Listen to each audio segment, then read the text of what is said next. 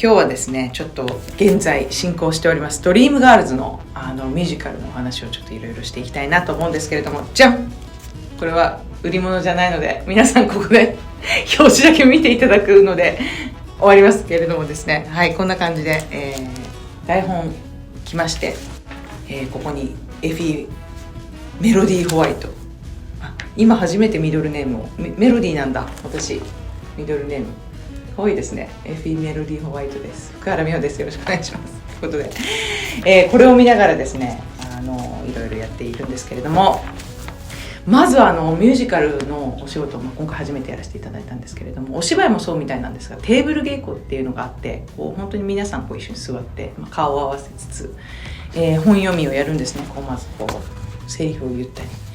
で最初のその投資の本読みの時にもうピアノの方がそこにいらっしゃって、でバックシンガーの皆さんもいて、音も入れながら本当にミュージカルとしての最初からの投資を一番最初にやったんですけれども、もうその時にですね、私はもう涙が止まらなくなってきてですね、いろんなシーンで初めてその投資をやった時に歌も一緒につながって、エフィーってこういう女性なんだなみたいなのをこう体感できて、でそこから、同時進行なんですけども、ダンスレッスンしたり歌レッスンしたりしてる人たちのいる中で、今日はこのシーンをやっていきますっていう感じでシーンをやりながら歌のレッスンを歌のシーンを作っていったりとかっていう、本当にいろんなことが動いててですね、スタッフ何人ぐらい関わってるんですかね。多分全部出演者もいると5、60名いつも大きな倉庫のスタジオにいるんですけれども、本当にビッグプロジェクトだなっていう感じなんですけれども、そうですね、大変だったこと全部大変で、ちょっとやっぱり何でもそうだと思うんですけども、初めて経験することって不安がいっぱいじゃないですか。どうなるんだろうとか、あとこうしたらこうなっちゃうのかなとかっていう、この勝手な妄想とか思い込みで本当にそれが現実になっちゃうので、その思考が現実になった時にみたいなで落ち込んだりとかしながら、でも本当に今回一緒に演じさせていただく、カンパニーの皆さんが優しいですね。みんな本当にあったかい感じで迎えてくれて、私も初めて舞台のセリフの部分とかはやったことないので、お芝居もやっていく上でですね、こうやって声出したらいいんだよとか、主演されてる岡田さんとかにもこうやってこっから声出すんだよとか、だから普段から喋る声も5番みたいなこういうこの声の大きさで5番ですみたいなことをずっとやってます。はい、すいません、ここスタジオなんでね、廊下の方びっくりしてるかもしれないですけど、本当に皆さん声が大きいですね。で歌も私たちのようにマイク使って歌っていくっていう世界ではないので、ここのヘッドセットっていうんですか、ヘッドマイクなので、もう相手にそのすごい離れてる相手にもセリフを届けなきゃいけない、歌を届けなきゃいけないということで、ものすごいもう皆さんの体の鳴りがですね、すごくて、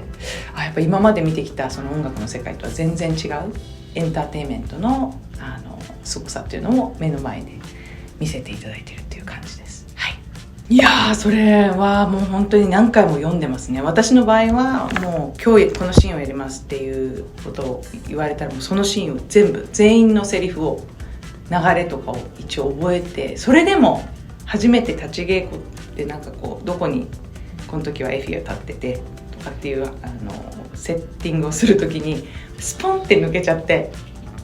ぼーっとしてましたねそしたら助監督っていうんですか、援助さんの方がセリフをちっちゃい声で教えてくれて、でそっからやり直して、もう何回もそれを何回もやり直して、でも他の方たちは本当に覚えてるんですよ。もうびっくりします。本当になんでこんなすぐ覚えられるんだろうって。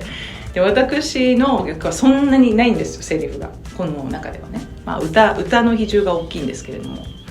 皆さんよく覚えて、やっぱさすが役者さんすごいなと。でいろんな方にどうやって覚えてるんですかって聞くんですけど、皆さんそれぞれで本当に現場でその景色で覚えるとかっていう方もいれば、来る前に何回も読んでくる人もいるし、いろいろ本当に書いてまずその自分のセリフを書いて覚える人とか、いろんな方がいて、本当に人それぞれだなという、感じがします。いやー、本当そうですよね。役作りってから皆さんやっぱ役の中に入るので、この人で、このドリームガールズは1幕2幕あるんですけど、この1幕の最初から2幕が終わるまでだいたい10年の月日を3時間に閉じ込めてるので、今どこ、今何ヶ月経ったあれからっていうその時系列のまず確認を全員でしなきゃいけないっていうのと、そこでどれだけそのグループで仲が悪くなっているのかとか、子供が生まれた、エフィは子供を産む役なんですけど、子供を産んで今何歳なのかとかって、そういうことをなんかこう次のシーン、もう着替えてるその30秒の間に次のシーンが何ヶ月経ってるとかっていうことをやったりとかするので、そういうののすり合わせがやっぱりちょっと大変ですね。なので役に入っていくんですけど、やっぱり役作り自分だけじゃできないんですよね。やっぱこうエフィってどんな人なんだろうみたいなことを本当に皆さんとお稽古してる間に、この時多分エフィはこういう気持ちだよねとか、ディーナは今お母さんのこと考えてるよねとか、なんかそういうのをお互い話しながら役作りしていく中で、流れでそこからじゃあこういう歌になるのかなとかっていうのを作っていくっていう感じですかね。最初にエフィー・ホワイト、ちょっと興味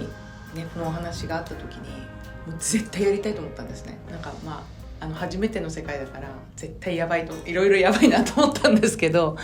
でも映画も見ていたし、やっぱりこのエフィー・ホワイトという女性含めて、私が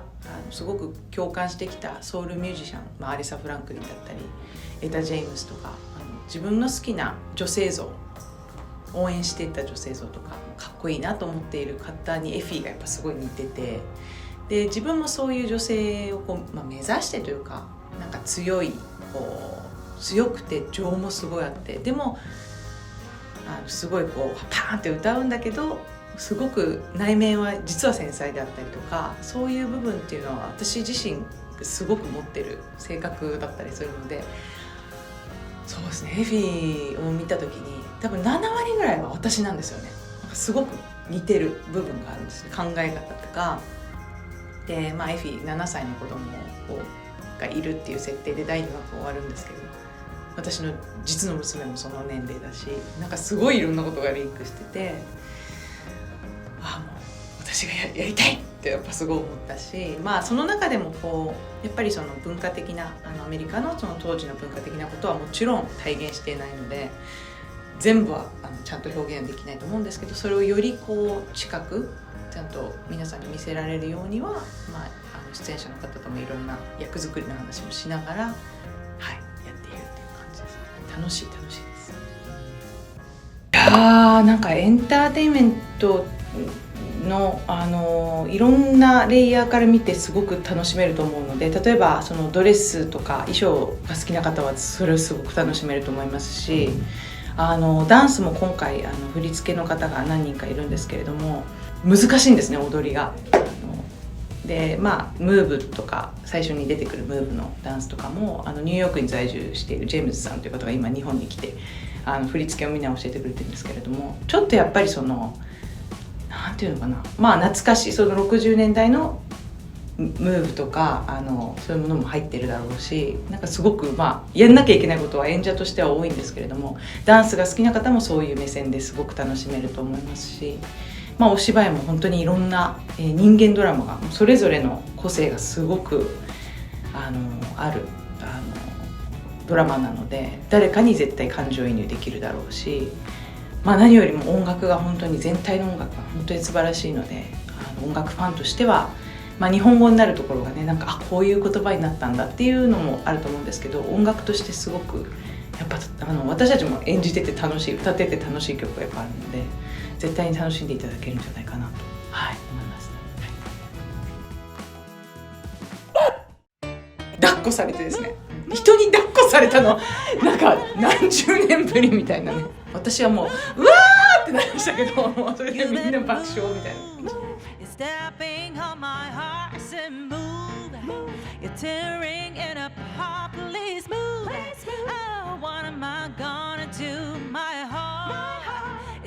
Breaking up all of you.